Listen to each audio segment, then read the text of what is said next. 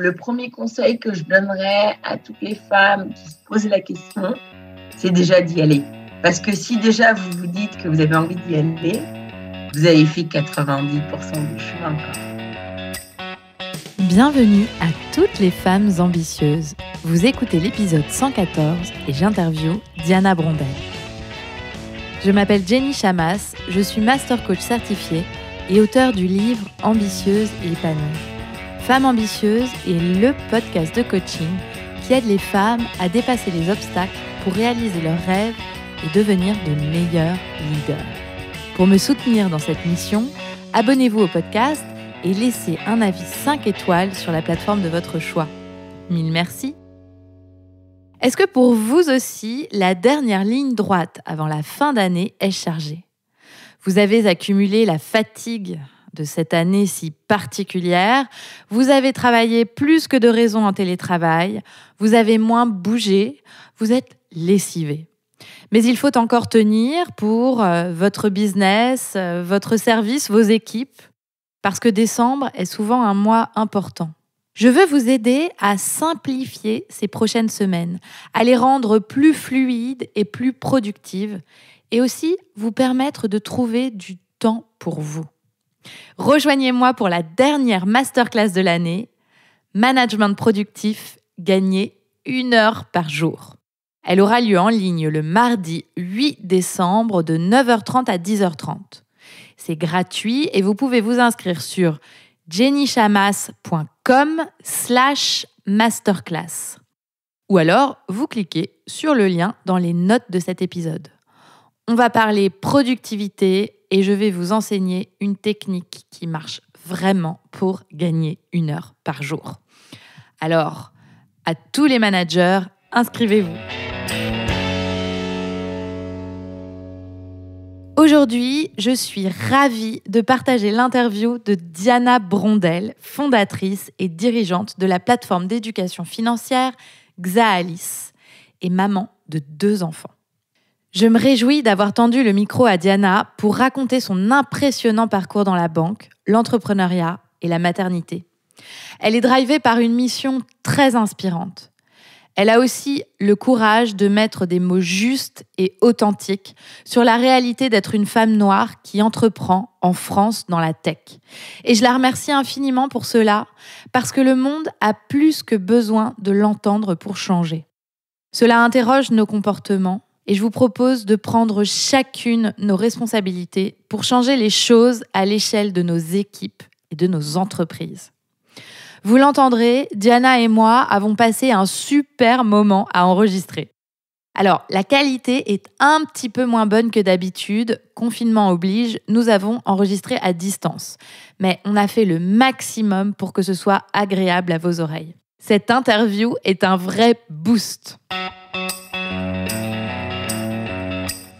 Aujourd'hui, j'ai la joie d'accueillir à mon micro Diana Brondel, la fondatrice et dirigeante de Xaalis, une plateforme d'éducation financière pour familiariser les jeunes à l'économie et à la gestion de budget. En fait, c'est une forme de banque pour les ados. Ça, c'est ma traduction. Tu exerces aussi, par ailleurs, 2 mandats d'administrateur. Le premier au sein de France FinTech, association de place visant à faire rayonner les FinTech françaises. Et ton second mandat, c'est au sein de la déclinaison française du Global Entrepreneurs Network. Ouais. Donc, Diana, on s'est rencontrés au début de l'année au salon professionnel. C'était à Bordeaux. On intervenait chacune sur des tables rondes différentes. Et moi, je me rappelle que j'avais eu le temps d'entrer dans la salle et de t'écouter parler. Et j'avais vraiment apprécié ce moment. Surtout l'authenticité avec laquelle tu partageais ton expérience d'entrepreneur. On avait aussi déjeuné ensemble juste avant. Et je me suis dit que ce serait vraiment top de t'avoir sur le podcast. Et tu vois, quelques mois plus tard, tu me fais l'honneur de venir et je suis très contente de t'avoir avec moi aujourd'hui. Je suis ravie d'être là avec toi aujourd'hui. Alors, moi, j'aimerais bien savoir, pour commencer, quand tu étais petite, de quel métier tu rêvais ? Écoute, quand j'étais petite, globalement, apparaître une princesse Hein. Non, mais faut se dire la vérité, tu vois. Quand j'étais petite, à part d'être une princesse, donc choyée par quelqu'un, je n'aspirais à rien d'autre.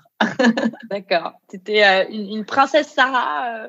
Ouais, exactement. J'étais une princesse Sarah, tu vois. Ok, d'accord. Et quand est-ce que te sont venues des idées de et qu'est-ce que je ferais quand je serais grande? T'étais déjà ado, quoi, ou à quel Ouais, moment? alors, non, mais en fait, je pense que c'est vraiment une construction qui s'est faite de manière graduelle. C'est que, bah, effectivement, tu vois, j'ai commencé à travailler, être dans les lycées, me poser la question de savoir finalement de quel type de métier j'aurais envie d'exercer.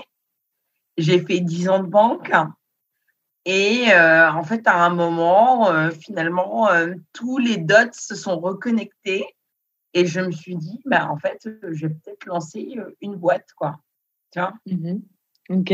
Et quand tu dis que les points se sont reconnectés, c'est que tu avais déjà en tête que tu allais être entrepreneur quand tu étais plus jeune ou Non, absolument pas. Non, absolument pas. Non et ça, je pense il faut pas se tromper, tu vois? C'est-à-dire qu'on ne naît pas entrepreneur, c'est pas ça le sujet. C'est qu'en fait, à un moment dans ta vie, tu vas avoir des, reconnexions qui vont se faire et puis tu vas te dire: «Mais tiens, finalement, à quoi j'aspire?» Tu vois? Mmh. Et voilà et moi, je me suis retrouvée, un petit peu à un créneau où, tous les dates étaient plutôt bons. J'avais un mari, j'avais des enfants, j'étais plus dans un sujet de réalisation personnelle et je me suis dit: «Mais en fait, comment m'éclater?» Et la seule manière, dont j'avais envie de m'éclater, c'était en lançant une aventure entrepreneuriale. OK, trop cool, j'adore. Et oui, effectivement, c'est vrai qu'il y a un moment donné, on connecte un peu tous les points, je suis d'accord, une espèce de remise en question. C'est arrivé à un moment où tu as eu tes enfants ou c'était après? Est-ce qu'il y a eu un moment Écoute, charnière? ouais, alors moi, j'ai quand même eu un moment assez charnière. Moi, ce qui m'a énormément traumatisée à titre personnel, c'était pas tant les attentats de janvier, c'est les attentats de novembre. Les attentats de novembre m'ont fait beaucoup de mal parce que je me suis dit: «Mais en fait, Diana, tu vois, la violence, on la voit ailleurs, mais elle ne touche jamais». Et là, le fait que la violence commence à nous toucher nous-mêmes, ça m'a vraiment, cristallisée sur un certain nombre de sujets et j'ai dit à mon mari: «Écoute, je ne peux pas me lever tous les matins pour aller faire un job où potentiellement je vais pas revenir le soir». Non, mais vraiment, tu vois? Et pour moi, c'était vraiment assez fondateur comme mouvement et du coup, je lui ai dit: «Écoute, là, je pense que peut-être que le moment est arrivé où j'ai besoin de me réaliser, et quand je pars le matin de la maison, peut-être que je vais pas revenir le soir, mais je serai allée faire un truc hyper cool, quoi». Tu vois? Mmh, j'adore. Ouais. Ouais, donc pour moi, c'était vraiment hyper fondateur. D'accord. En fait, c'est un peu comme une prise de conscience que la mort peut arriver, peut être proche, qui fait que tu te dis, en fait, si je me retourne sur ma vie, qu'est-ce que j'ai envie, d'en retenir, quoi? Oui, non et puis surtout, en fait, quel est le message que j'ai envie de laisser aux autres, en fait, tu vois? Mmh. Moi, je suis maman, moi, j'ai 2 enfants. Moi, c'est mes enfants sont la valeur cardinale de ma vie, quoi, tu vois? C'est-à-dire que tout ce que je fais, c'est génial, mais en fait, la chose la plus importante de ma vie, ce sont mes enfants et Mmh. donc je me dis toujours: «Punaise, qu'est-ce que tu veux qu'ils retiennent de toi?» Tu vois? Ouais. Et en fait, moi, ce que je veux qu'ils retiennent de moi, c'est, bah, une maman qui se donne les moyens de ses ambitions, tu vois? Mmh. Ouais, j'adore, je valide totalement. OK, trop cool. Alors, attends, j'aimerais bien revenir un tout petit peu sur ton parcours parce que j'ai lu, que donc déjà, tu es d'origine sénégalaise. Ouais. Ouais. Et tu es née en Allemagne, c'est ça, si j'ai bien compris? Ah ouais. Ah non, mais attends, mais moi, je suis un truc bizarre, quoi. Vas-y, Non, mais, raconte-moi la non, mais je bizarrerie. suis un truc bizarre, tu vois. Donc, effectivement, je suis née en Allemagne parce que mes parents se sont rencontrés. Ma mère était étudiante, mon père commençait à bosser. Donc, effectivement, je suis issue d'une histoire d'amour allemande. Moi, j'ai commencé effectivement donc avec ma mère. Mes parents ont divorcé assez tôt. J'avais 3-4 ans. Tu vois, donc moi, j'ai plutôt fait ma vie avec ma mère qui était en France. On s'est un petit peu construites toutes les deux. Et non, et en fait, c'est hyper important parce que, tu vois, moi, j'ai vraiment eu des rôles modèles féminins. Moi, ma maman, elle s'est toujours battue. Ma maman, c'est une warrior. Élevée Ma seule, maman, sa fille. non, et ma maman, elle a qu'un enfant, c'est une battante. Elle a eu 3 cancers. Elle a quand même réussi, ouais, à gérer et à éduquer un enfant, tu vois. Incroyable. Et donc, voilà. Donc, je me dis, finalement, aujourd'hui, ce que je suis, c'est juste un peu le résultat de toute ma construction personnelle, quoi. Tiens. Magique. Ok.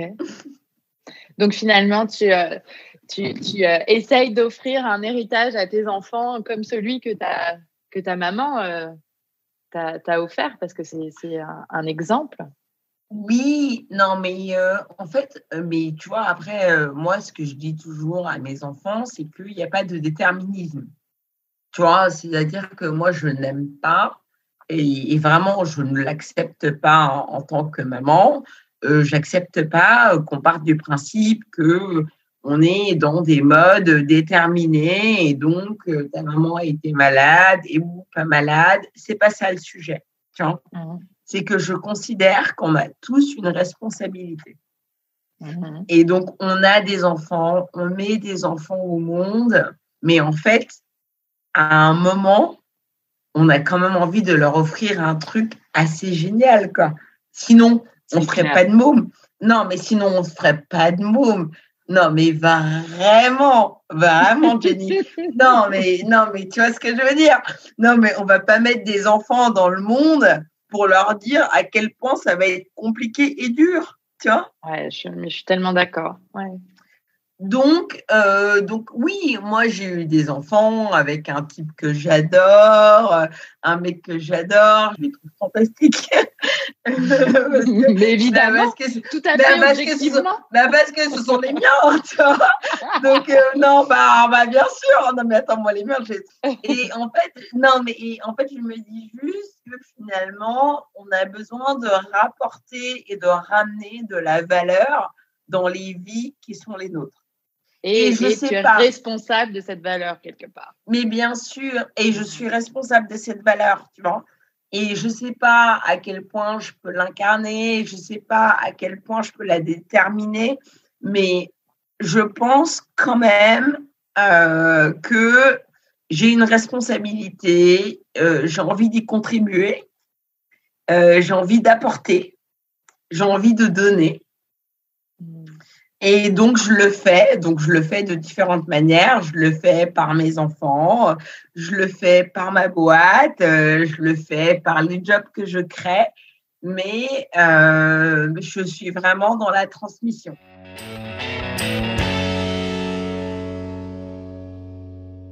Alors, j'étais hyper curieuse de savoir, parce que tu as un parcours assez bluffant à la Société Générale. Ça, c'était quand même avant que tu fondes Gréalis. Et après, tu me raconteras ta boîte, parce que je trouve que c'est passionnant. Le projet est passionnant. Et j'ai envie de te dire, alors c'est un peu direct ce que je vais dire, mais au fond, tu partais pas avec les meilleures armes dans un pays comme la France, au sein d'une banque, un milieu ultra masculin.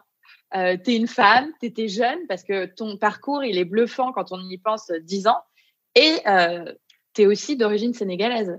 Ça faisait quand même. Non, mais je suis noire, tu es noire. Ouais, disons-le. Dis-le. Disons-le. Et donc, tu partais quand même avec pas mal de barrières. Ouais. Est-ce que tu les as senties, envisagées? Est-ce que dans ta tête, il n'y en avait pas? Comment ça se passe? Enfin, comment tu as fait, quoi? Alors, en fait, déjà, je pense que tu es un peu barré. Non, mais vraiment. Non, mais tu vois. Non, mais on est dans un discours de vérité. Donc, ouais, déjà, carrément. Non, donc déjà, tu es complètement folle, en fait, quand tu fais ça. Tu es complètement folle parce que, effectivement, je suis d'accord avec toi, indépendamment du fait que je sois diplômée des grandes écoles, tu vois, et d'ailleurs, c'est hyper rigolo parce qu'aujourd'hui, je suis dans la une de Challenge. Ah oui, c'est vrai, génial! Je suis trop contente pour toi. Attends, canon! Ah non, mais canon, tu vois. Et en plus, moi, je l'ai rattrapé par un de mes potes, tu vois. Je ne l'avais même pas vu, tu vois. Donc, non. Donc, en fait, c'est vrai que tu as quand même un vrai sujet, tu as quand même des vraies barrières. Tu as des vraies barrières. Mais en fait, comment tu fais pour les surmonter? En fait, globalement, moi, quand je me regarde, tu vois, moi, je vais te partager une anecdote hyper personnelle. Moi, quand je me regarde dans un miroir, je ne me vois pas comme une femme noire. Je me vois comme une femme, en fait. Je me vois comme une mère. Non, mais tu vois, en fait, c'est-à-dire que vraiment, le matin, je me lève, je suis là, je me pimpe, je gère les problèmes de blues. Mais en fait, je ne pense pas à Diana noire, je pense à Diana maman. Et moi, mon mari est blanc, une des parfaits. Et tu vois, mon mari m'a dit, mais en fait, Diana, personne ne m'a jamais autant rappelé ta couleur de peau que quand je me dis, mais tiens, les mecs, ils frisent un peu, tu vois, sur ma femme. Et en fait, ils frisent et c'est seulement à ce moment-là où il se dit, mais en fait, pourquoi ils sont en train de bloquer? Mais peut-être parce que ma femme est noire, tu vois? Donc, pour moi, ce n'est pas un sujet. Donc, moi, je me lève le matin, je ne me vois pas comme une femme noire. Moi, je me lève le matin, je ne vois pas mes enfants comme des enfants métis. Je vois mes enfants comme des enfants qui ont besoin d'aller à l'école, qui sont dans un cadre, dans une structure, tu vois. Et en fait, moi, c'est ça ma vie. Et en fait, ce qui est hyper compliqué, c'est que tu te rends quand même compte que la société te rappelle tout le temps à quel point tu es un petit peu en décalage par rapport à la norme. Voilà. Et donc ça me contrarie, et donc ça me frustre, ça me pèse, mais bon, je l'accepte, tu vois, je l'accepte, je l'entends, je comprends. Je le comprends à différents niveaux, mais c'est pas normal. Bah, complètement, c'est pas normal du tout même. Et finalement, c'est marrant parce que quand tu me dis ça, je m'auto-interroge en me disant, ouais, en fait, peut-être que cette question-là, je devrais même pas te la poser. Et en même temps, je me dis, parce que là, il y a une raison pourquoi je la pose, parce que les femmes que j'accompagne et celles qui sont noires, eh ben, elles ont des barrières à lever qui sont plus difficiles à lever dans leur job et dans leur super carrière et pour atteindre leurs ambitions. C'est pour ça que je suis curieuse de ça. Tu as eu le sentiment parfois que ça t'empêchait d'aller aussi vite que tu voulais ou d'être toi-même à 100%? Tout le temps. Non, mais tout le temps. Non, mais tu vois, je pense que c'est important d'avoir un discours de vérité, mais tout le temps. Mais tout le temps. Tout le temps. Il y a quand même des gens qui m'ont dit que ce serait bien que je trouve des associés blancs pour m'aider. Non, et en fait, moi, ça me crève le cœur, en fait. Tu vois? Bien sûr. Et en fait, ça me crève le cœur. Mais en fait, c'est la réalité. En fait, c'est la réalité du business. Tu vois? Les gens me disent, mais attends, ton sujet est canon. Ce que tu fais est canon. Mais par contre, Diana, si tu n'as pas d'associé blanc, tu ne vas pas t'en sortir. Et en fait, là, ça me fait chier, tu vois. Et en fait, non, et c'est choquant ce que tu me dis. Non, mais c'est bien que tu le partages. Non, mais en fait, c'est vraiment hyper douloureux, tu vois. C'est hyper douloureux parce que, tu vois, moi, j'ai des enfants et moi, mes enfants, ils se posent la question de savoir que, ils peuvent devenir n'importe qui dans la vie, en fait. Évidemment, oui. Bien sûr. Ils ont un champ des possibles qui est illimité, à mon sens, tu vois. Carrément. Et quand moi, leur mère, qui a fait des grandes écoles, qui est là, qui bosse, qui fait de la banque pendant 10 ans, qui monte une start-up, et qu'on lui dise, en fait, meuf, il te manque un associé blanc, en fait, ça fait chier. Tu le fais et tu continues, même sans l'associé blanc. Mais bien sûr, non mais et en plus, non mais j'ai envie de te dire, je le fais sans l'associé blanc. Je le fais sans l'associé blanc. Mais bien sûr. Mais non, mais après, Jenny, non, mais ce qui me gêne, c'est qu'on est dans un modèle, en fait. Tu vois? On est dans une espèce de détermination de base. Mais finalement, c'est des femmes comme toi qui changent les choses, tu vois. Je sais pas. Franchement, tu vois, moi, j'ai toujours… moi, je me rappelle quand j'ai quitté la SocGen, et tu vois, pour le coup, la SocGen avait été hyper cool avec moi et je m'étais fait convoquer par tout le monde. Tout le monde a dit, mais non, Diana, pars pas. Et je leur avais dit, mais moi, je suis pas Rosa Parks, tu vois. Et c'est hyper drôle comme image. Non, mais c'est hyper marrant. Ouais, non, mais je comprends. Je leur ai dit, je ne suis pas Rosa Parks. Je lui dis, moi, je me lève le matin, j'ai plein d'ambitions, mais je ne suis pas Rosa Parks.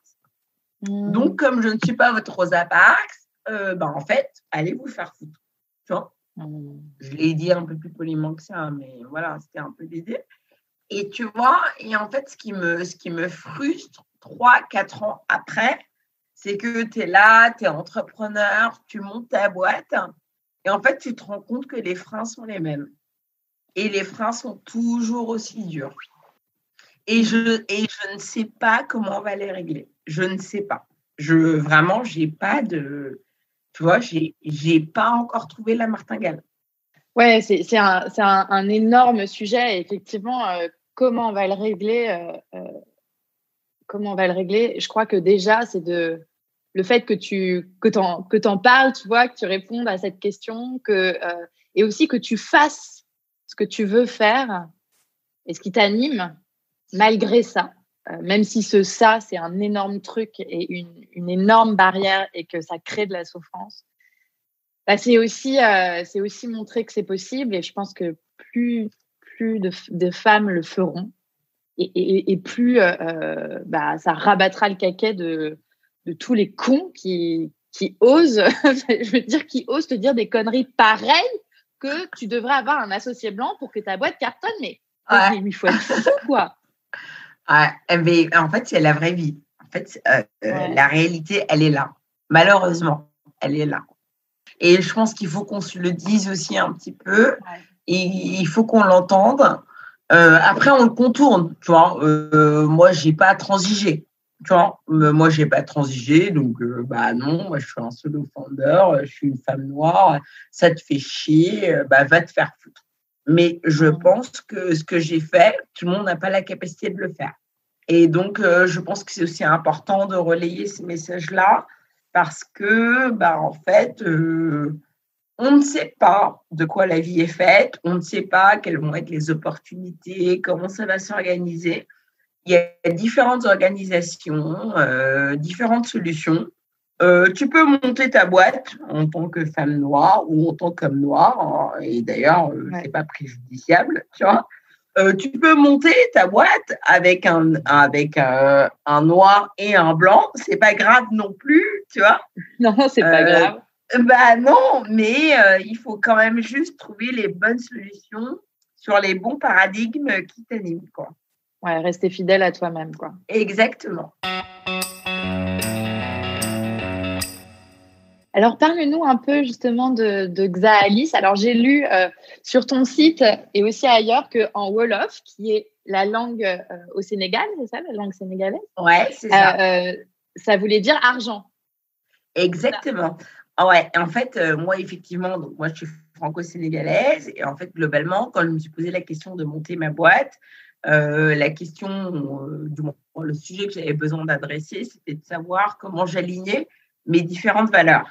Et donc, effectivement, j'ai monté Xalis, qui veut dire argent en Wolof, mais qui est un produit distribué sur le marché français. Donc, ça, c'est quand même hyper important. Et en plus, avec une équipe qui est twofold, c'est-à-dire une partie de mon équipe à Paris et une partie de mon équipe au Sénégal, à Dakar. Parce que je considérais qu'on n'avait pas à choisir entre la création de valeur entre la France et l'Afrique et que je pouvais très, très bien monter un produit et un projet qui créait de la valeur sur les deux continents. Et donc, j'ai fait ça et donc j'ai lancé cette boîte qui a un pied en Afrique et un pied en France. D'accord. Canon. Et donc, du coup, tu manages à distance Dakar, tu y vas souvent ou comment tu gères? Ouais, alors écoute, là, avant le confinement, j'y allais très souvent. J'y allais 4 fois par an.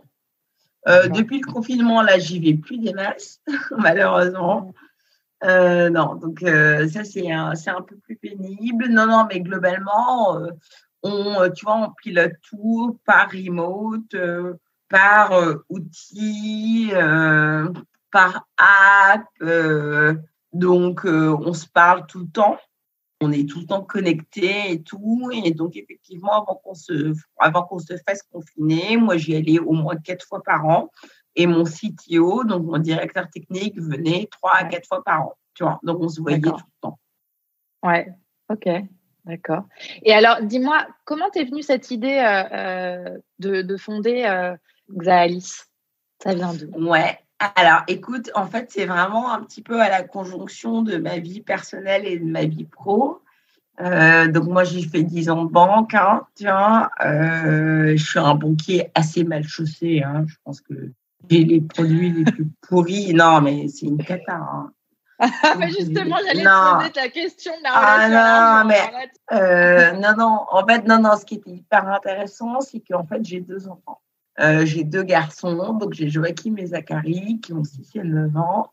Et en fait, la question que je me posais, c'est comment tu fais pour éduquer tes enfants à la valeur de l'argent?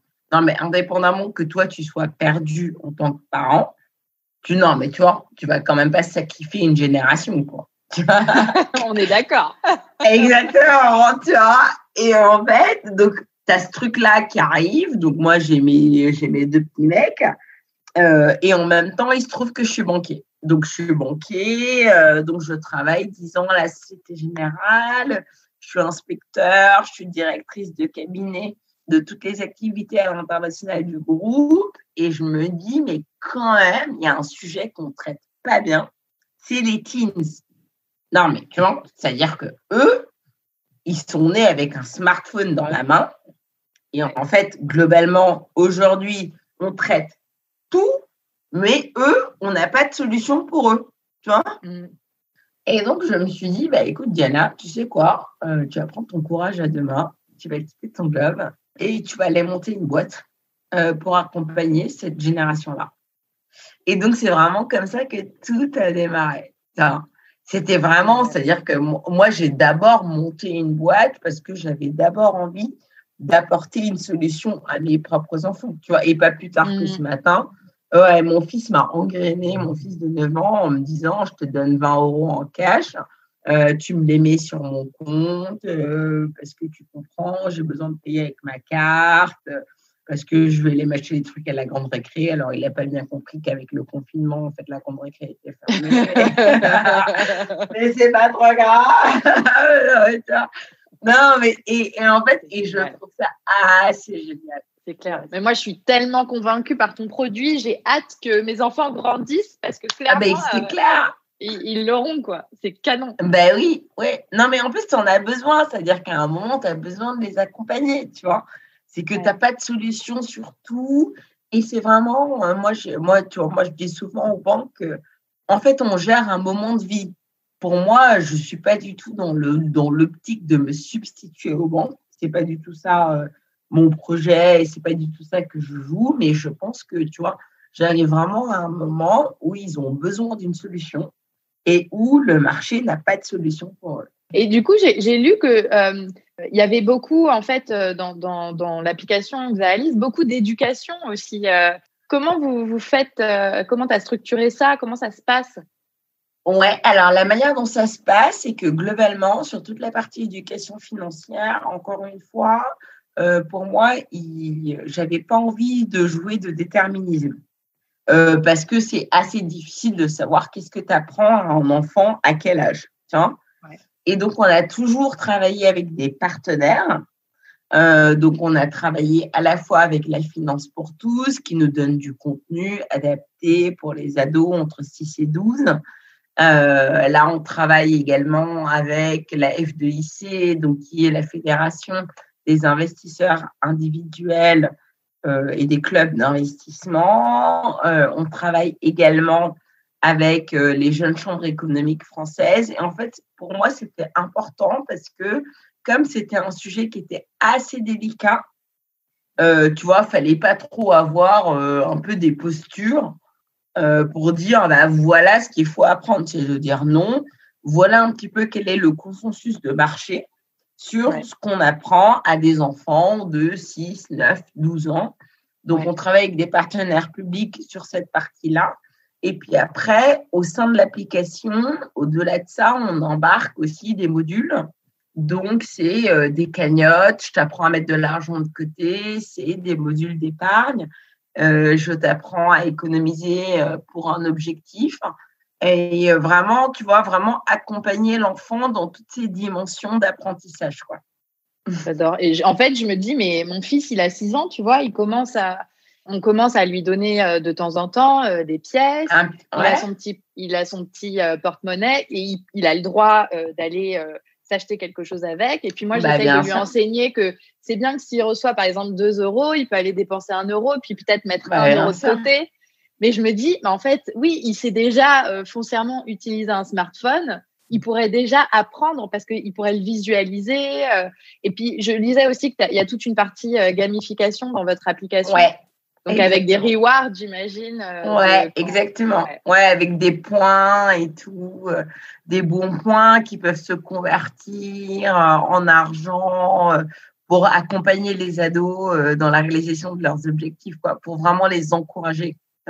Ouais, c'est super. C'est super parce que je crois que quand tu es à l'aise avec l'argent, dès que tu es enfant, que tu comprends ce que c'est, que tu l'échanges contre de la valeur, que tu comprends comment tu peux le manipuler, ce que tu peux en faire, mais ça te donne une indépendance incroyable parce que finalement, aujourd'hui, pour les adultes, la plus grande barrière, c'est l'argent. Je veux dire, la plus grande barrière à, par exemple, lâcher un job qui paye bien pour entreprendre, c'est la peur financière. Et la plupart des gens qui ont peur n'ont pas encore posé les chiffres en se disant « Ok, bon, allez, je prends les 3 prochaines années et je me dis comment je fais si je veux financer l'entrepreneuriat.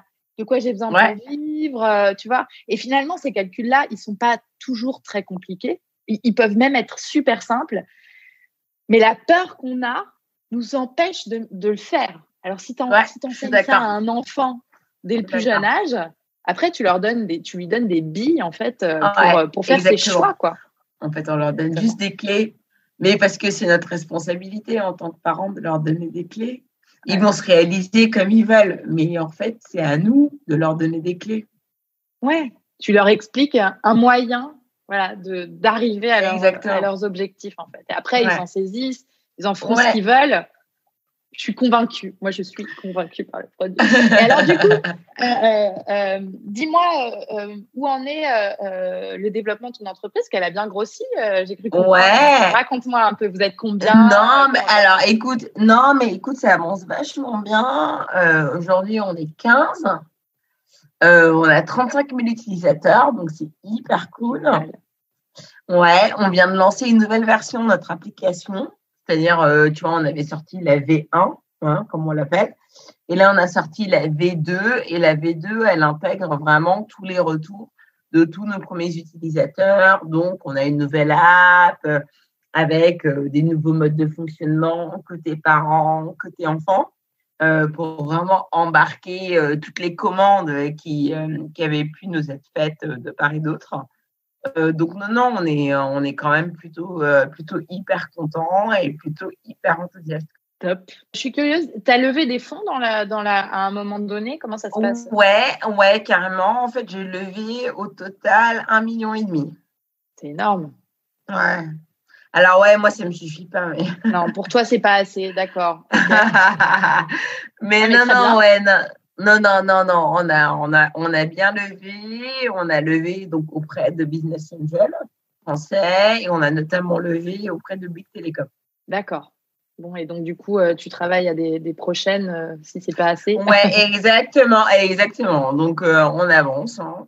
Bah, écoutez, à bon entendeur, hein, j'espère que ce podcast, Exactement. Allô. Je laisserai, appelez-moi. appelez-moi.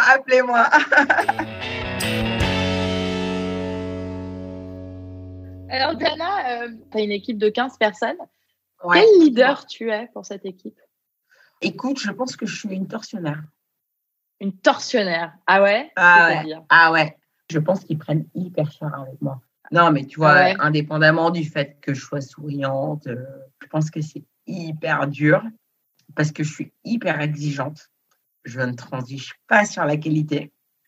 Moi, je me mets des barrières qui sont hyper hautes sur la réalisation, sur la qualité, sur l'exécution. Et en fait, je pense qu'ils le revivent. Donc, non. Donc, je ne suis pas sûre. Je ne suis pas sûre que les gens qui bossent avec moi reviendraient travailler avec moi. Ok. Alors, pourquoi ils restent? Alors, ils restent parce que je suis passionnée. Parce que j'adore ce que je fais. Parce que je suis intimement convaincue de la valeur intrinsèque du projet que je porte. Et ça, c'est un truc, ils ne peuvent pas s'en dédouaner. Donc, ok, travailler avec Diana, c'est parfois un peu pénible parce que Diana, elle part, tu vois. Mais Diana, elle part, elle monte très, très haut, elle redescend. Mais c'est parce que, en fait, Diana, elle met tout ce qu'elle a dans sa boîte. Et donc, les personnes qui bossent avec moi et qui bossent pour et avec moi sont intimement convaincues, je pense, du fait que l'extra mile, moi, je vais le prendre avec tout le monde. Et donc, c'est pour ça qu'ils sont là.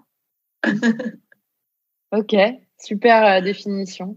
Alors, mais dis-moi, en vrai, tu fais comment pour gérer ta boîte, tes mandats d'administrateur, ta famille, ta vie perso de femme, je sais pas, tes potes, un secret?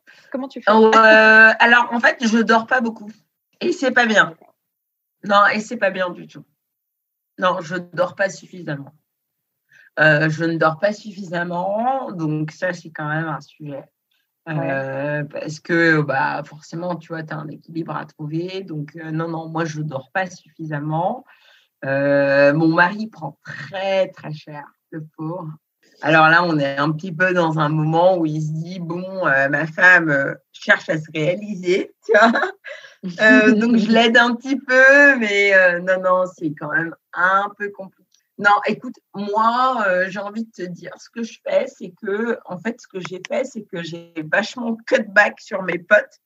Vraiment, tu vois. C'est-à-dire il faut prioriser, quoi. Voilà, oui, en fait, je ne peux pas tout faire. Tu vois, moi, je ne peux pas ne pas être une maman d'enfants de 6 et 9 ans. Donc, eux, de toute façon, ils sont tout en haut de ma jauge de priorité.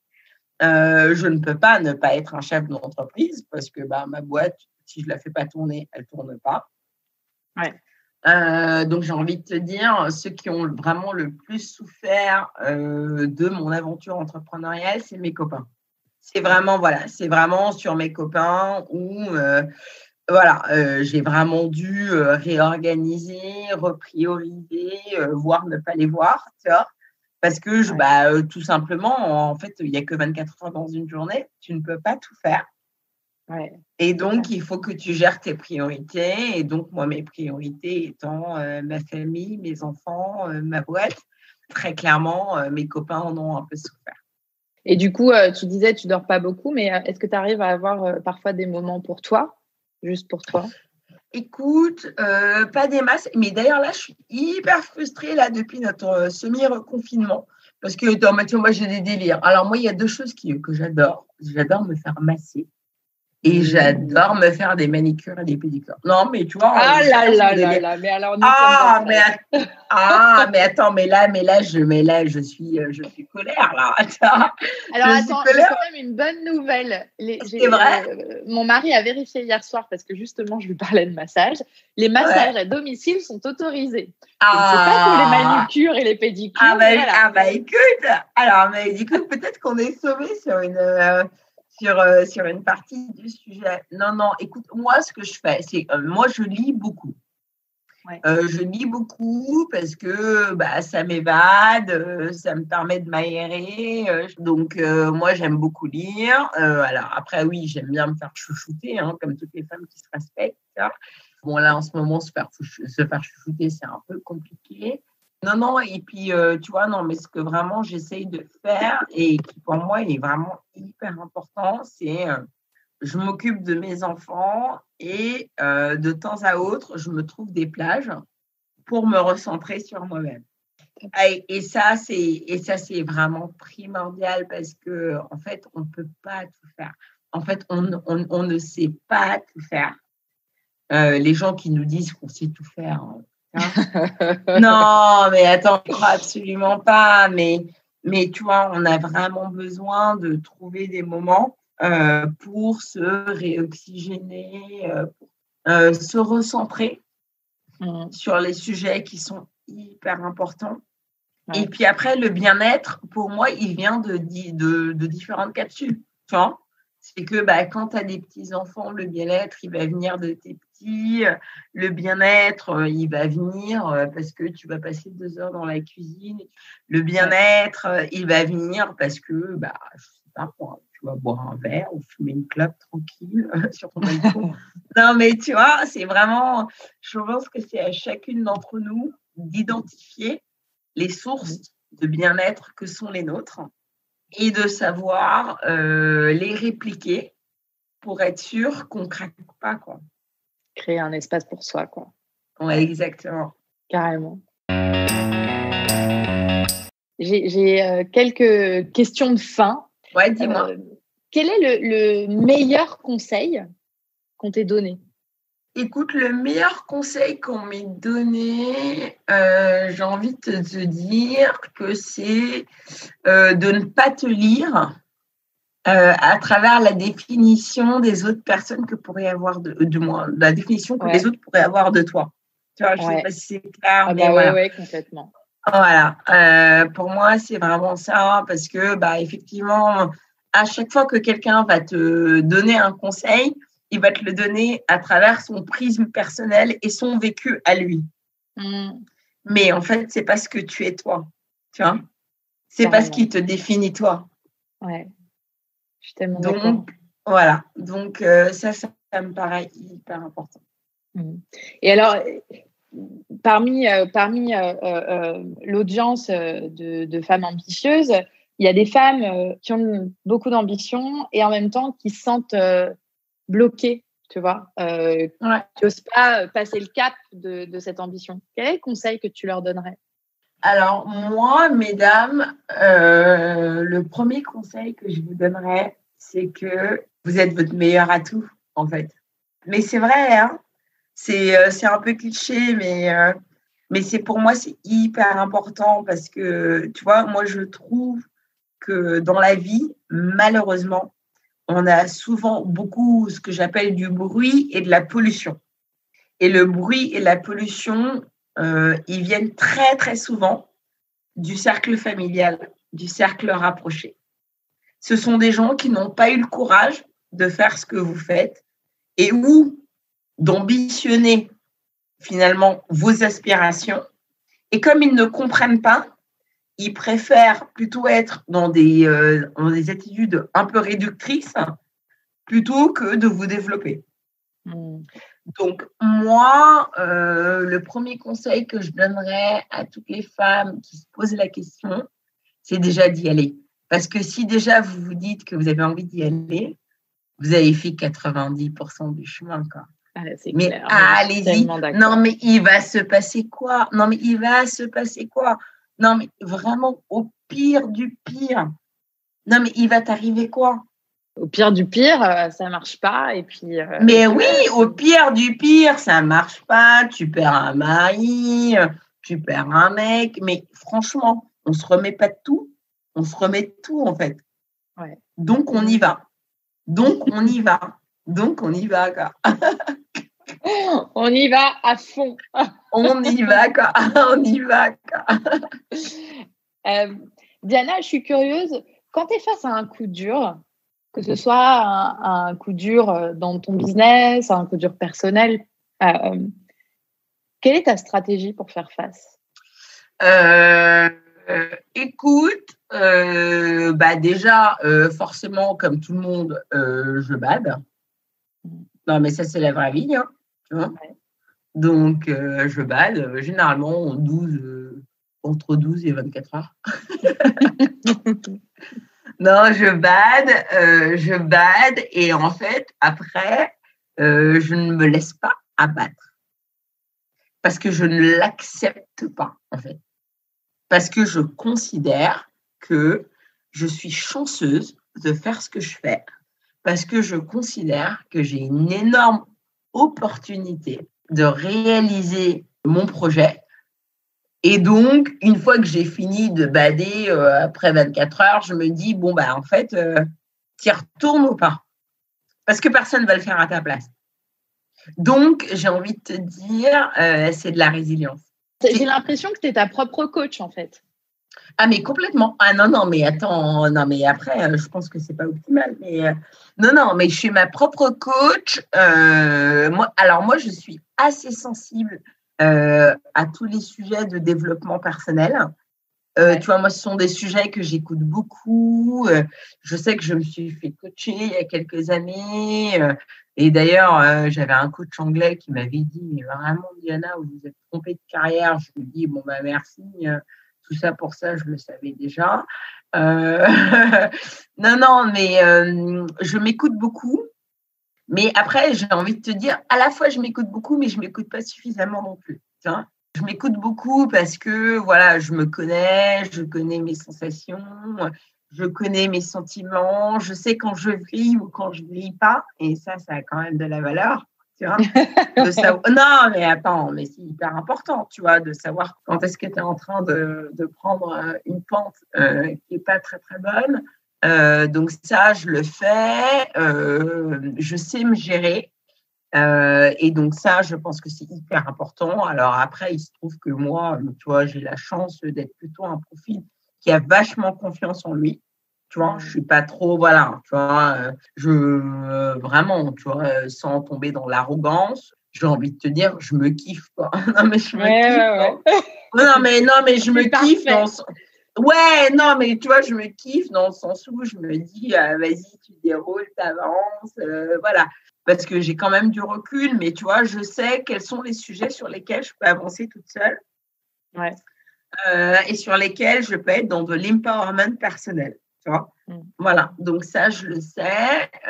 Après, je connais aussi mes sujets de fragilité, mes sujets de défense. Je pense que, tu vois, moi, ce qui m'aide vachement, et pour moi, c'est vraiment pas négligeable, c'est que, en fait, à un moment, on peut pas tout faire bien.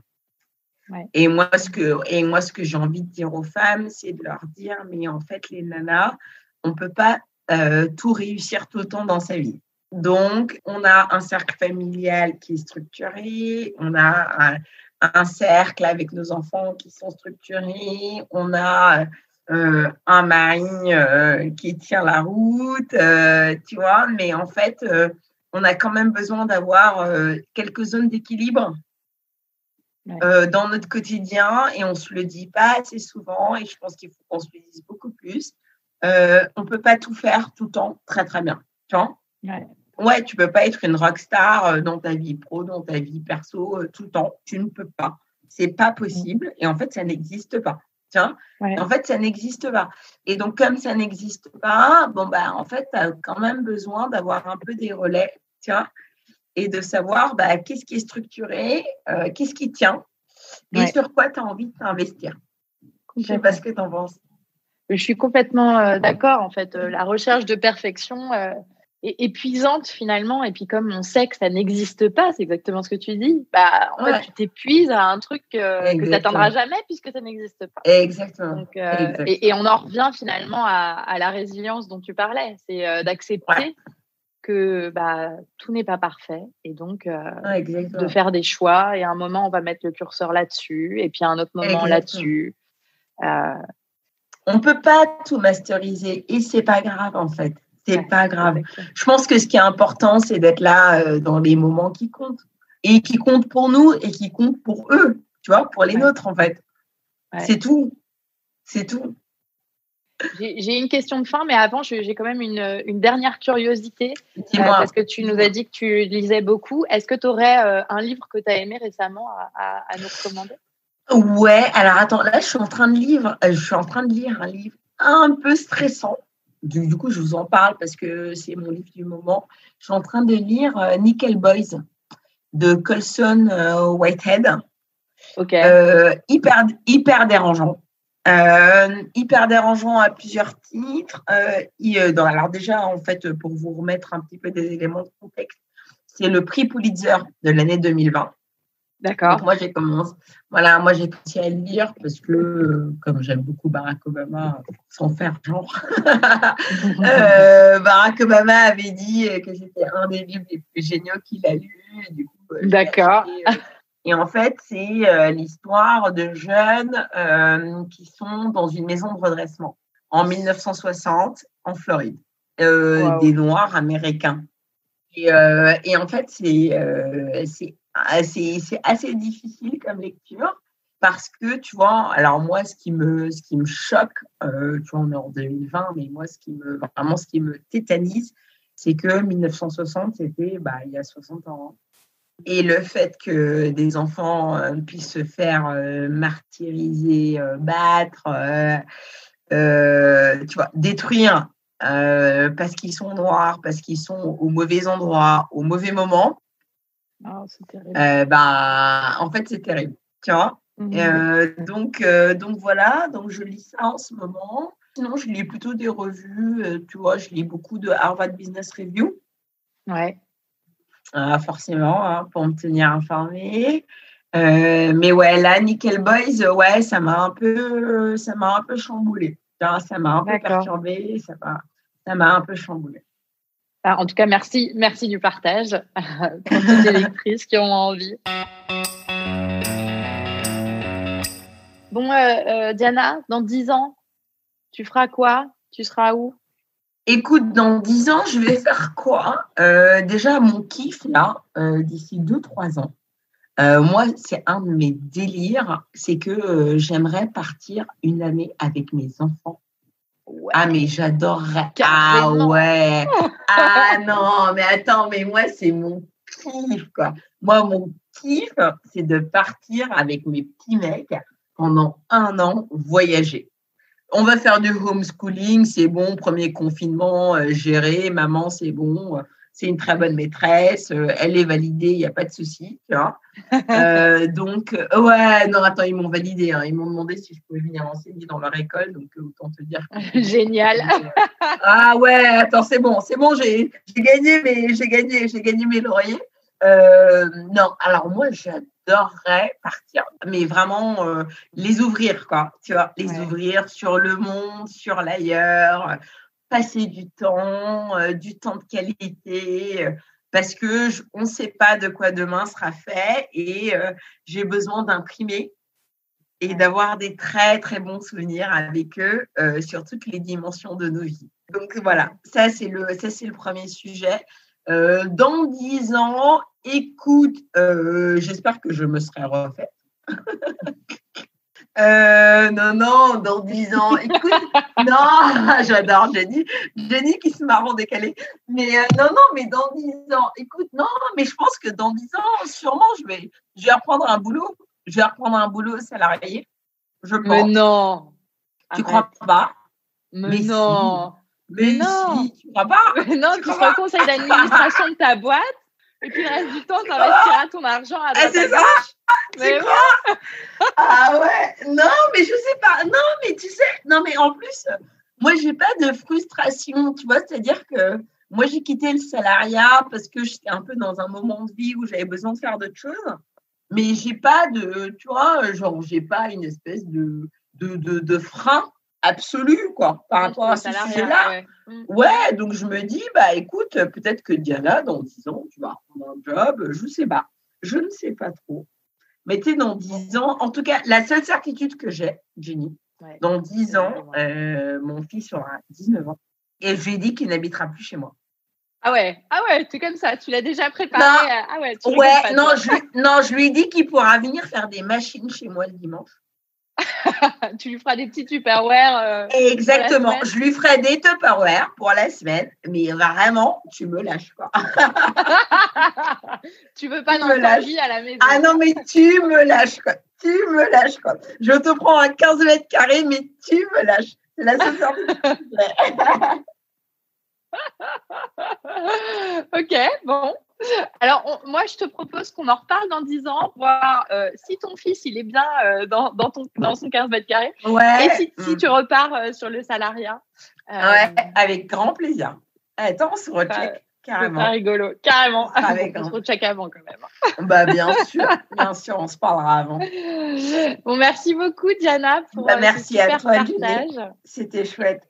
Et puis, plein de bonnes choses pour toi, ta famille et puis pour Xaali. Merci. À bientôt. À très vite. Vous êtes manager, entrepreneur ou dirigeante? Je suis la coach qu'il vous faut. Je propose un programme de coaching de 6 mois qui vous aide à avancer sur le chemin de vos objectifs, à devenir une meilleure leader et à vous épanouir à le faire. Ma méthode vous apprendra à reprogrammer votre cerveau pour relever vos challenges sereinement. Pour en bénéficier, vous pouvez cliquer sur le lien dans les notes de cet épisode ou bien vous rendre directement sur mon site jennychamas.com et cliquer sur « Travailler avec Jenny ».